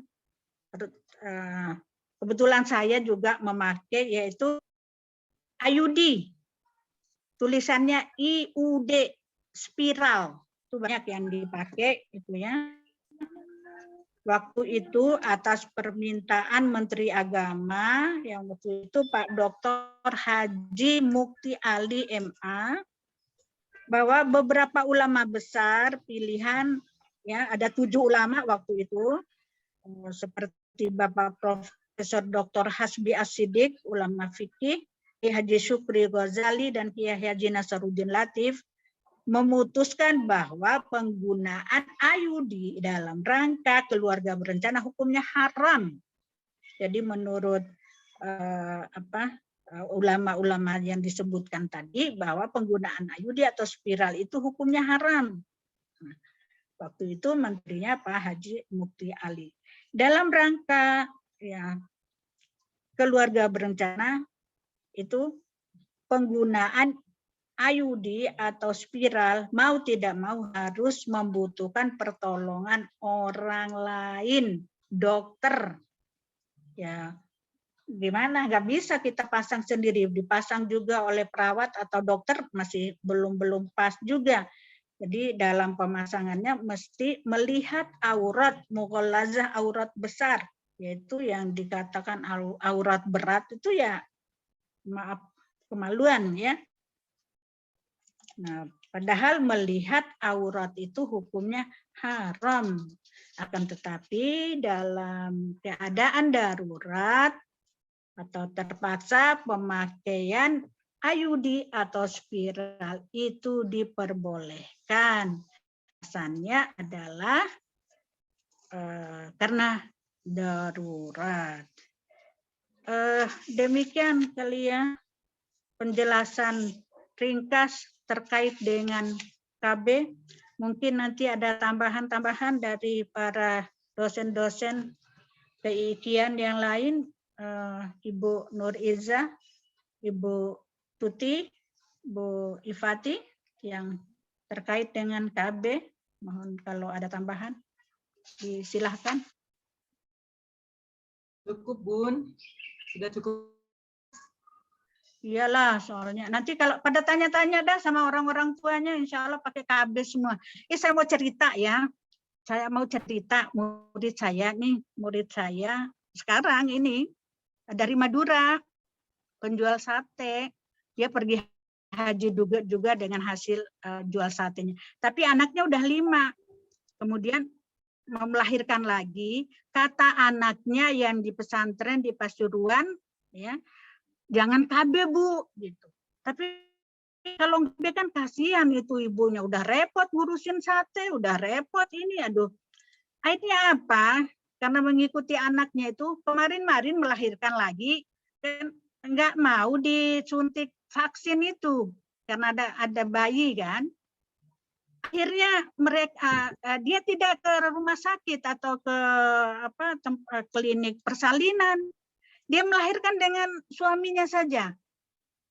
Kalau melahirkan itu antara hidup dan mati kan kalau saya ngerasain gitu.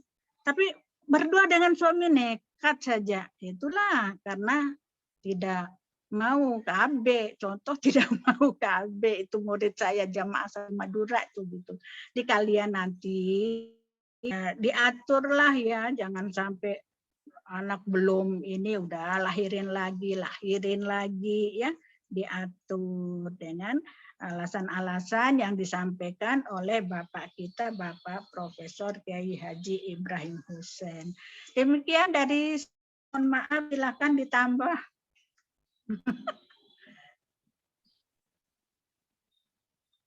Silakan mau atau diskusi. Ada yang bertanya, mahasiswi aja kan ya. Kita kasih waktu untuk diskusi ya, Bu Iza ya. Ya, diskusi aja. Mungkin ada yang mau menanyakan. Diskusi. Banyak kali yang mau berdiskusi kan ntar pada kalau banyak ya pertanyaan-pertanyaan. Silakan siapa yang mau bertanya. Sayangnya nggak kelihatan nih ya. Ini ada nih Bun, saya baca ya. Ini dari Ya. Bella Melinea. Assalamualaikum Ibu. Yang ingin saya tanyakan adalah apakah boleh meminum alkohol atau wine tersebut saat kita di luar negeri? Dan dingin atau salju Bu, karena wine digunakan untuk penduduk sana untuk menghangatkan tubuh Bu. Ya, Aduh, ini gampang banget pertanyaannya. ya, Gampang banyak. Bu Ifati yang punya. Bu Ifati dulu, kalau sepertinya lagi rempong. Gampang banget jawabannya. Monggo, Ibu Nur, Bu Utari, silahkan. Mohon maaf sambil mahasiswa ini, mohon doanya, Bu. Iya. Kalau saya jawabnya, Bu Nurizah ya, kalau saya jawabnya boleh karena memang darurat, kan dingin. Kadang kalau sudah zero itu di luar negeri itu sampai dinginnya itu sampai keluar mimisan kan. Kedinginan itu kan untuk menghangatkan badan maksudnya ya. Ya boleh-boleh aja. Seperti tadi kan Bu Ifati cerita itu untuk ketika melahirkan, untuk mengurangi sakit kalau melahirkan itu kan, kadang robek itu ya. Apa sih tadi ya, melahirkan boleh meminum ya secukupnya saja ya, sedikitnya. Kalau menurut saya. Dari Bu Nuriza, silakan ditambah Bu Nuriza. Baik, terima kasih Bunda Utari. Jadi saya mengikuti pendapat Pak Kiai Profesor Ibrahim Hussein. Beliau juga sama pendapatnya membolehkan, tapi dasarnya beliau mengambil dari pandangan Abu Hanifah. Ya, jadi menurut ya, Abu Hanifah dan obat-obatan yang mengandung bahan-bahan yang memabukkan. Ya, misalnya tadi seperti ada alkohol, ganja, kemudian ada wine tadi, apalagi itu manfaatnya untuk di luar negeri untuk menghangatkan tubuh. Jadi itu sangat dibolehkan kita mengambil pendapatnya Abu Hanifah. Itu jadi membolehkan. Bahkan Abu Hanifah sama Malik ya kali ya tadi ya. Ya, Imam Malik. Malik. Jadi bahkan menurut Al-Maghfurullah itu, Pak Kiai Profesor Ibrahim Hussein, itu untuk bumbu-bumbu racikan makanan misalnya nasi biryani, itu menggunakan za'faron katanya. Menggunakan mungkin kurma apa ya, minyak za'faron atau apa yang mungkin di situ ada mengandung sekian mili alkoholnya atau apanya gitu. Jadi rempah-rempah yang membuat makan lezatnya.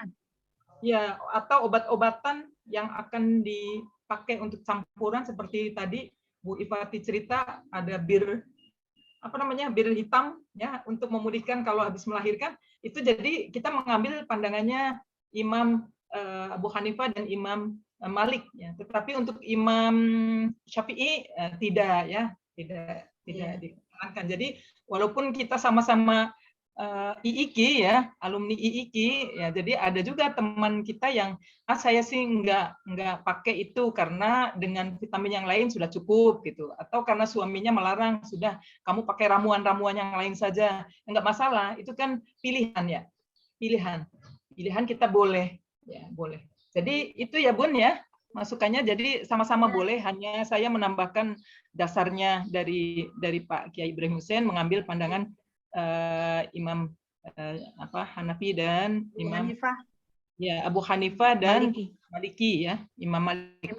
Kemudian ada lagi nih, apa ini ya? Apakah tetap boleh mengkonsumsi wine? Jadi mengkonsumsinya itu dalam keadaan tertentu saja, tidak menjadi minuman ya kayak kita minum air putih. Iya, tidak ya, begitu ya. Jika kita ada kebutuhan gitu. Jadi itu ya. Nah, terus ini ada lagi Bun yang bertanya. Iya, ketika kita terdesak gitu ya, katakanlah kita kan kalau kedinginan itu ya sampai menggigil kan. Kadang kalau ada yang alergi itu sampai gatal-gatal. Nah, untuk pengobatan saat itu saja, jadi tidak dibiasakan gitu ya untuk minum itu. Hanya sebatas waktu itu saja untuk pengobatan. Itu ya, Bu Nuriza udah. Oke Bu, Bun, itu jawabannya ya. Jadi ini masih melanjutkan pertanyaannya gini ya. Assalamualaikum warahmatullahi wabarakatuh. Bu, izin bertanya, jika keluar negeri karena jalan-jalan, apakah itu juga tidak apa-apa karena asal awalnya kan untuk jalan-jalan, bukan alasan ke luar negeri karena kebutuhan. Bagaimana Ibu jika begitu? Maksudnya apakah tetap boleh mengkonsumsi wine? Ya, menurut saya masih tetap boleh. Kita ambil pandangannya Abu Hanifah dan Imam Malik ya, karena kondisi situasinya kalau kita tidak meminum misalnya dalam suasana atau kondisi cuacanya sedang salju, ya, sedang dingin sekali, ya kita supaya menjaga badan kita, ya, kan kita disuruh kan menjaga hifdzun nafas, ya, hifdzun nafas, menjaga jiwa, hifdzul akal, ya, menjaga akal, dan yang 5 itu pokoknya kita bisa untuk menjaga itu, ya kita dibolehkan, ya, dan kadarnya kan tidak memabukkan, itu hanya menghangatkan. Tidak itu memang baik dalam perjalanan itu. Iya, itu ya. Jadi itu pertanyaan baik. Iya, baik itu dalam perjalanan ibadah maupun dalam perjalanan jalan-jalan gitu kan, untuk melindungi diri gitu ya. Saya juga udah merasakan itu. Di bawah 0 itu, aduh, dinginnya luar biasa. Jadi akhirnya minum ya Bun ya? Iya. Saya nggak sampai minum, cuma lari-lari aja. Nggak mau minum. Upaya yang lain aja, Ya, digoreng dengan minyak pemanas yang manas-manasin itu, minyak kayu putih celang lah gitu ya, terus lari-lari gitu ya, untuk nggak sampai minum gitu, terus pakai baju tebal gitu ya. Kalau laki-laki itu kadang merokok gitu. Jadi mencari upaya. Boleh sih, tergantung kita semua sebenarnya, tergantung dari kita mau minum apa enggak. Tapi kalau saya enggak, masih ada upaya yang lain. Ya, jadi boleh pilih ya Bun ya. Kalau saya pengalaman waktu tahun berapa ya, saya kuliah di IKI mungkin semester 2 apa 3 gitu, masih awal-awal kan. Wakil Gubernur DKI itu sedang dekat harmonis dengan IKI, Kurmain. Pak Haki Kurmain itu villa di punya villa di Puncak. Kita IIKI diundang ke sana karena dalam rangka tasyakuran Pak Haki Kurmain itu. Kemudian di sana itu ada makanan apa namanya, menjangan apa ya, di kambing, kayak kita kan kambing guling, tapi dia pakai kijang di kambing guling, kijang dimasak, di sate dan sebagainya. Kemudian minumannya itu ada ginseng itu. Nah di sana kan di Puncak dingin, itu Pak Kiai Ibrahim Hussein juga hadir. Jadi kalau memang untuk menjaga tubuhnya di sana dingin, terus dibolehkan. Buktinya tidak disita gitu loh di acara itu, ginseng itu, dan itu kadarnya kan tidak tinggi. Terus ya, jadi itu dibolehkan gitu, tidak terus Pak. Kalau daging menjangan, itu tuh kan agak panas dia, agak menghangatkan gitu. Daging kijang, menjangan, lezat, ya enak daging kijang itu. Nah itu jadi sajiannya sate kijang. Terus minumannya ada ginsengnya, itu saya ingat itu di sana. Untuk penghangat. Ya, jadi itu boleh ya, kan niatnya di sini niatnya jalan katanya. Ya, penting kita lihat situasi kitanya. Ya, yang penting bisa menjaga masalah untuk diri kita, maka itu bisa ya, dan tidak memabukkan. Oke Bun, ini ada lagi pertanyaannya. Ini ke Philip 1 nih, Kependem 1. Nah ini, Assalamualaikum. Ibu izin bertanya, bagaimana jika Muslim yang berprinsip child free, Bu? Berarti ini tentang KB nih, Bunda. Iya, child, anak-anak. Ya, silakan. Silakan Bun, dijawab pertanyaannya, bagaimana jika Muslim yang berprinsip child free, Bu? Maksudnya child free itu kan ini ya, untuk anak-anak yang disusui gitu kan? Child free yang mana ini? Coba di Sofwatul Fuadah, mungkin bisa dijelaskan gimana? Silakan. Maksudnya apa? Maksudnya gimana?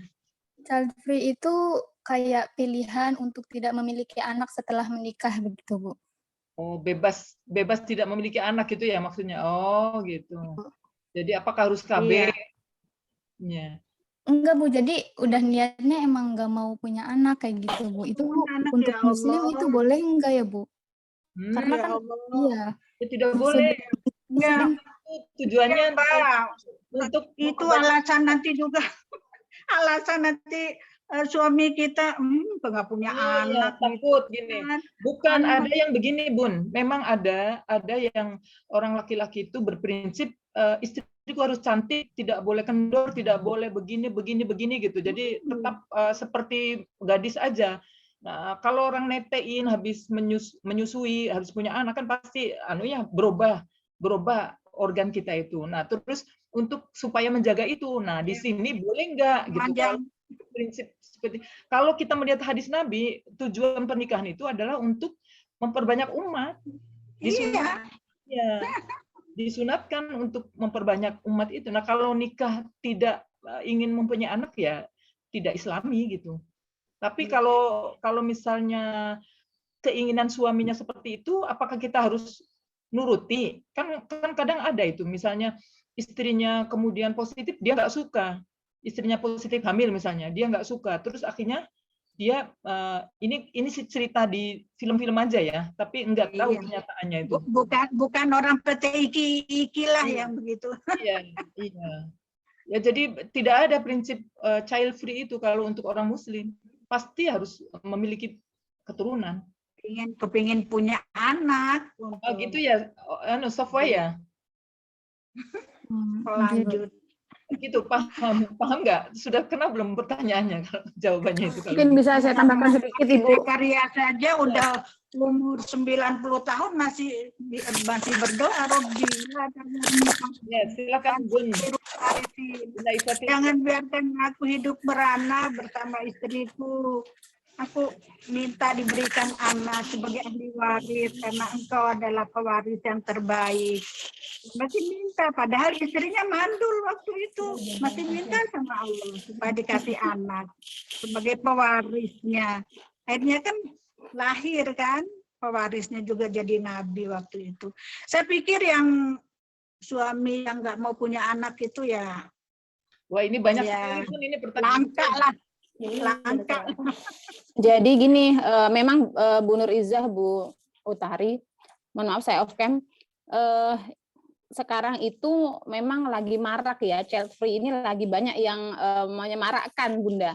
Nah, ini yang harus saya setuju ya teman-teman dengan Bu Nur Izzah, dengan Bu Utari, bahwa tujuan pernikahan adalah untuk mencapai kemaslahatan. Nah, di antara kemaslahatan itu adalah dengan memiliki keturunan. Bahkan tadi ada Bu Nur Izzah menyebutkan ada hadis Rasulullah bahwa pernikahan itu adalah untuk melanggengkan menikahlah kamu dan punya anak yang banyak untuk agar umatnya Rasulullah banyak gitu kan, ada hadis seperti itu. Nah, tetapi kalau berkaitan dengan KB tadi ya punya anak tidak cukup banyak tapi harus banyak dan berkualitas. Nah, maka untuk menjaga kualitas itulah untuk.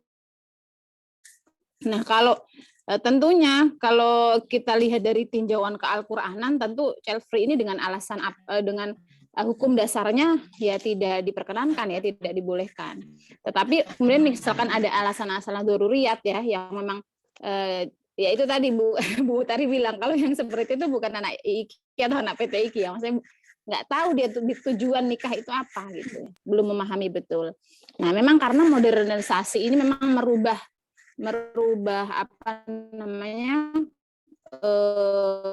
cara pandang orang gitu ya kan. Nah, tetapi itu tidak menjadi tujuan dari sebuah adanya pernikahan yang sakinah mawaddah warahmah. Itu di antara penopangnya adalah memiliki keturunan. Nah, itu memang sekarang marak Bunda Utari, Bu Nuzah, kajian-kajian child free itu. Orang yang ya tidak dalam lah Islamnya gitu ya.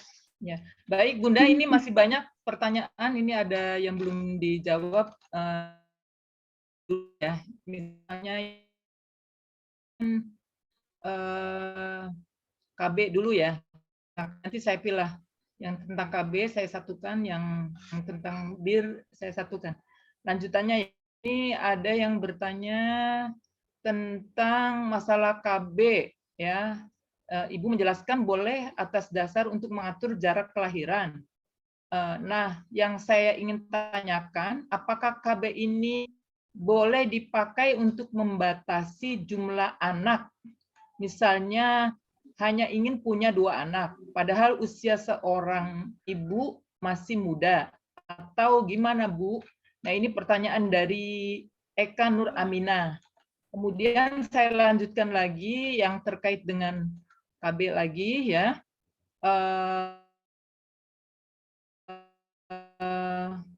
Dari kita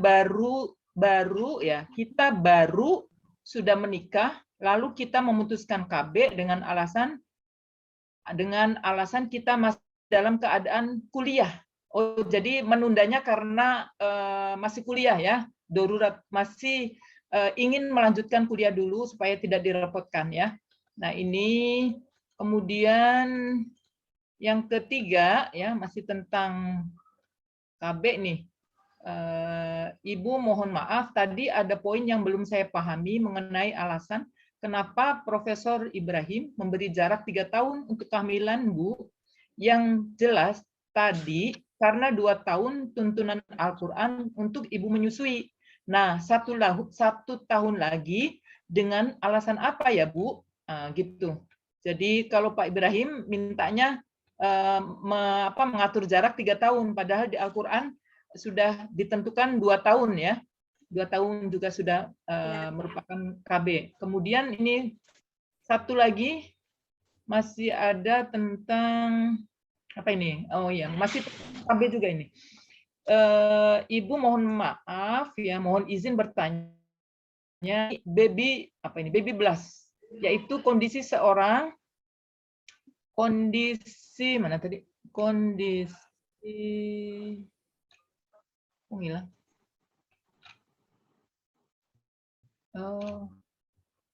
Nah ini kondisi seseorang ibu stres atau mengalami gangguan suasana hati setelah melahirkan.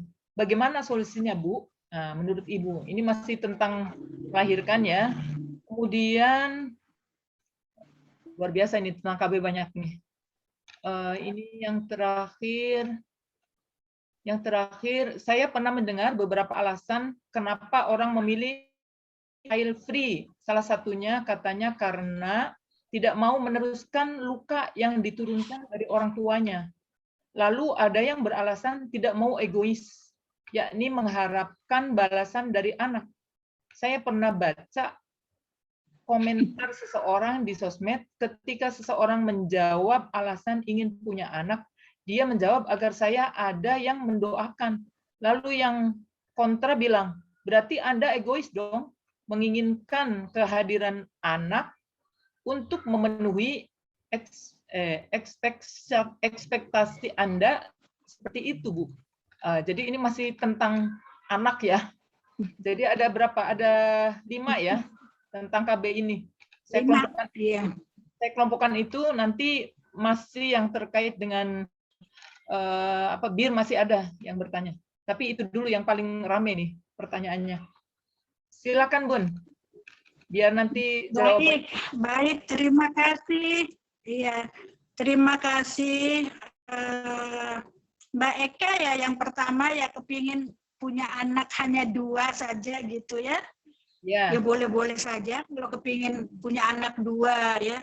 Karena saya sering melihat juga ibu-ibu muda itu ketika hamil, ketika melahirkan itu kadang kasihan gitu, sering sakit-sakitan, dan ada yang ketika melahirkan itu sampai dia pingsan gitu ya.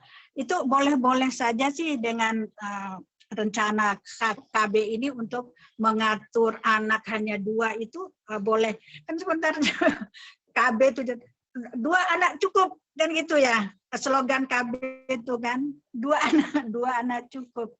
Nah ini kembali lagi kepada kita, apakah cukup dengan 2 anak gitu ya, mau 3 mau 4 lagi kan nggak apa-apa, tidak dilarang. Banyak anak banyak rezeki ya, insya Allah berkah, banyak yang mendoakan. Itu yang buat Mbak Eka gitu ya, tergantung kitanya mau ngatur anak 2 boleh ya, banyak boleh.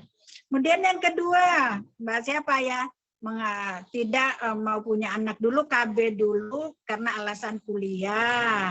Ya kalau memang itu rencananya silakan saja. Elsa, ini dari Elsa Bun, Elsa Gustiani.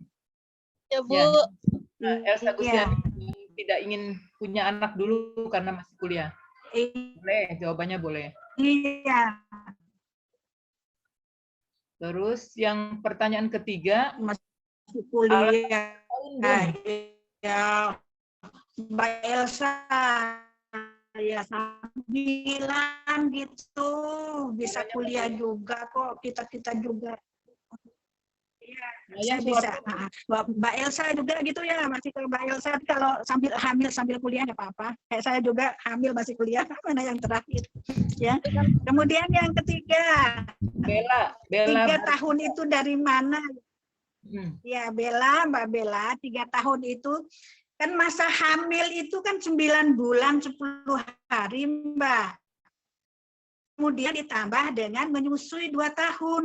Jadi udah berapa itu? 2 tahun tambah 9 bulan tambah 10 bulan lah. Jadi kan kurang lebih 3 tahun itu. Memang 3 tahun itu jarak untuk kita punya anak lagi gitu Mbak Bella ya. Kenapa 3 tahun tadi pertanyaannya? Ya Mbak Bella, mana beliaunya? Gimana nih? Nggak kedengaran ya suara saya ya? Halo? Dengaran, Bun. Maaf, Ibu. Baik, Ibu. Terima kasih. Ya, ya. Oke. Kemudian kondisi ibu setelah melahirkan. Nah, dalam hal ini tergantung kita juga ya.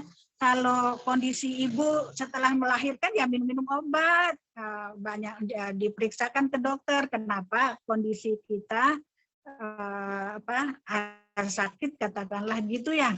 Itu pertanyaannya tadi ya. Stres Bun, karena stres. Setelah melahirkan, ibu itu stres, mengalami gangguan suasana hati. Jadi hatinya merasa terganggu. Kasihan, kenapa stres? Ingat Allah terus. Mungkin itu kali, Bun, mungkin stresnya karena khawatir fisiknya jadi berubah. Karena melahirkan, sudah pasti akan berubah posturnya dan sebagainya. Khawatir nanti takut suaminya nggak cinta lagi. Ya, mungkin ya. Ini tebakan saya. Itu kasihan. Ya, harus didekati. Ada pendekatan itu ya, pendekatan. Terutama kita ini Iki yang tahu ini. Ya, kasih nasihatlah, hiburlah ya, gimana membesarkan hatinya, jangan sampai stres begitu. Itu ya jawaban saya. Kemudian yang terakhir, child free tadi ya. Yang terakhir itu child free betul. Ya, child free ya. Ya, tidak mau meneruskan luka, ya tidak mau punya anak karena dia dianggap nanti egois. Egois dalam artian gini, saya pengen punya anak karena nanti supaya saya didoakan seperti itu. Ya bukan hanya mendoakan saja kalau punya anak itu penghibur kita ya. Allah. Sampai orang-orang kepingin punya anak sampai kemana-mana kepingin punya anak kan. Ini orang yang ya 1 di antara 1000 kali ya. Ya harus dikasih juga pengarahan ini, diceramahin ini, jangan sampai berpandangan demikian gitu kan. Kita harus anak itu sebagai pewaris kita, penerus hidup kita gitu ya. Demikian, silakan ditambah Bu Nuriza. Iya, jadi itu ya saya hanya ingin menambah yang ini saja, yang tadi kalau setelah melahirkan, kemudian ibu itu stres ya. Kalau saya berpikirnya mungkin dia secara fisik dia akan merasa berkurang di mata suami sehingga dia merasa stres ya.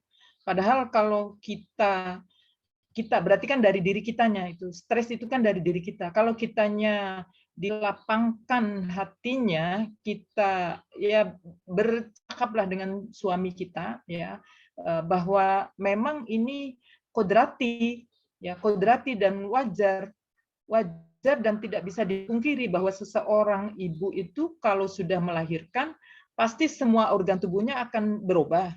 Namun kalau kita mau memperbaiki bisa melalui olahraga, kemudian dari makanan, dari konsumsi, kemudian dari istirahat yang cukup. Jadi untuk menenangkan hati kita, untuk menghilangkan stres. Jadi nanti anak kita belum 1 tahun, postur tubuh kita bisa kembali normal, bisa langsing lagi gitu. Jadi suami kan pengen istrinya tetap cantik, langsing gitu kan. Imun. Yoga, olahraga yoga.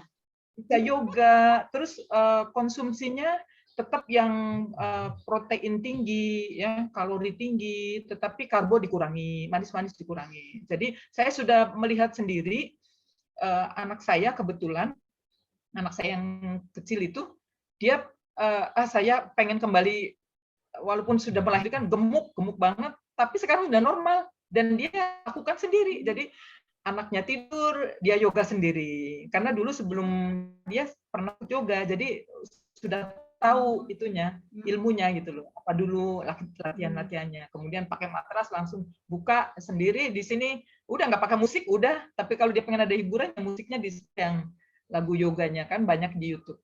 Nah sekarang terus konsumsinya tidak harus mahal, cari bahan-bahan yang murah. Misalnya buah, sayur, dia kombinasikan itunya, dan membuat jus ya misalnya. Ini saya supaya kalorinya tinggi nggak makan nasi, jadi pilih yang tinggi kalorinya. Misalnya buah yang merah tuh, naga. Buah naga itu tinggi kalorinya. Jadi kalau udah makan itu udah kenyang kata dia.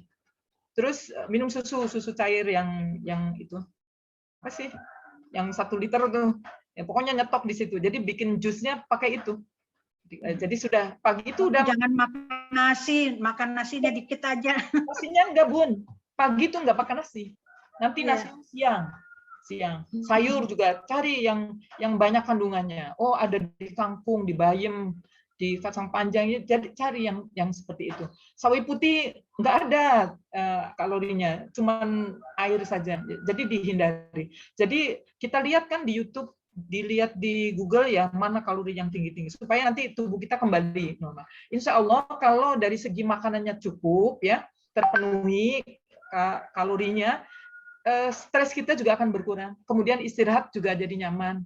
Nanti badan kita kembali normal, suami kita juga akan kembali ya lebih sayang lagi loh, kok istriku walaupun sudah punya anak, masih menyusui, tapi sudah enak diajak kondangan lagi gitu. Jadi tapi Bu Nuriza ada juga itu yang mengatakan udah laku ini, katanya udah punya suami, nggak ngatur-ngatur makanan lagi nggak. Nah itu bagi yang suaminya aman. Ini kan kita bicaranya karena suaminya khawatir kan, jadi si istri jadi merasa stres karena suami khawatir istrinya kok nggak cantik lagi, nggak mau dia nggak mau ngajak-ngajak lagi pergi misalnya, saya malu misalnya atau apa. Makanya satu pendekatan ke suami kita beritahu bahwa memang itu kodrati ya, bahwa seorang istri kalau melahirkan tidak ada satupun, kalau udah melahirkan ya pasti akan berubah semuanya. Dan bahkan ada yang bilang ke saya ya, Al-Mahfur sudah almarhum ya, dosen PIK ya, dulu dekan Fakultas Usuluddin, dia mengatakan, Bu, lebih baik sesar ya, melahirkannya sesar saja. Loh, emang kenapa Bu? Istri saya sesar semua Bu. Kenapa Pak? Saya kejar gitu ya. Karena kalau orang zaman dulu, periodenya saya itu kan orang justru lebih bangga kalau lahiran normal. Bisa lihat normal itu bangga, keluarga semuanya bangga, oh dia normal, oh bagus ya gini, hebat dia. Nah untuk kalangan milenial ya, untuk kalangan modern ya karena mereka yang sudah meninggal itu kan tinggalnya ketika istri melahirkan bukan merasa senang, merasa ada kelebihan Bu, emang kenapa saya kejar kan, kenapa kalau ini ya kan beda Bu gitu. Kalau di sesar itu kan melahirkannya melalui perut kan, yang dioperasikan dibelah, perutnya kan dibelah, terus diambil baginya. Yang di bawah aman. Jadi tidak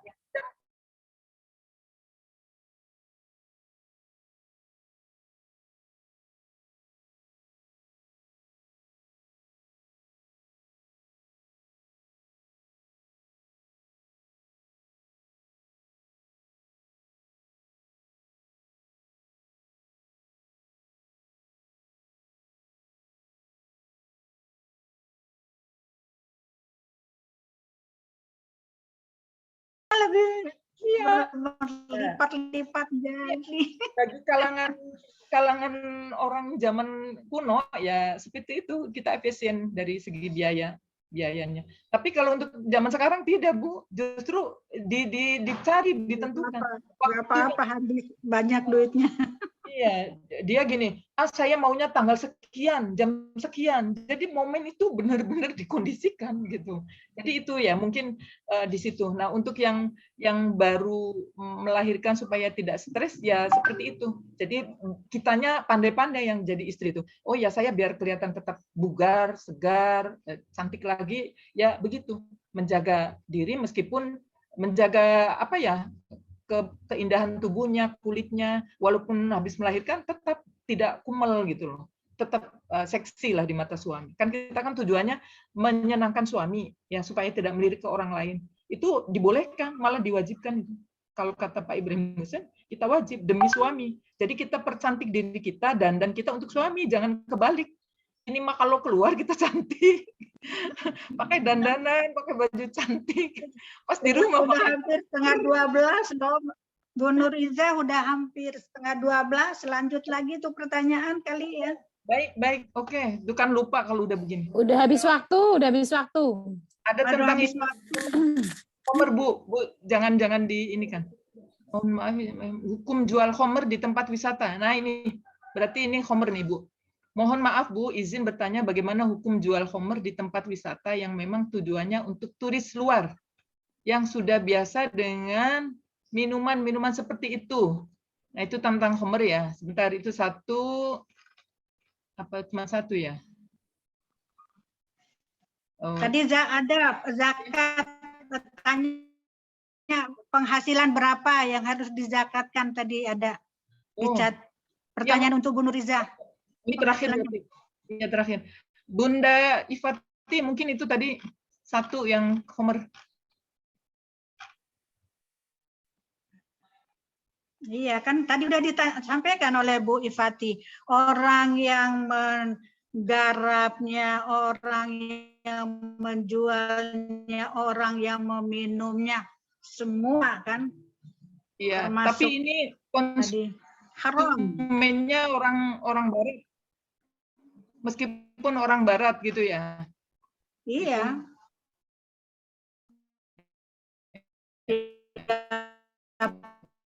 Apapun konsumennya. Apapun yang saya.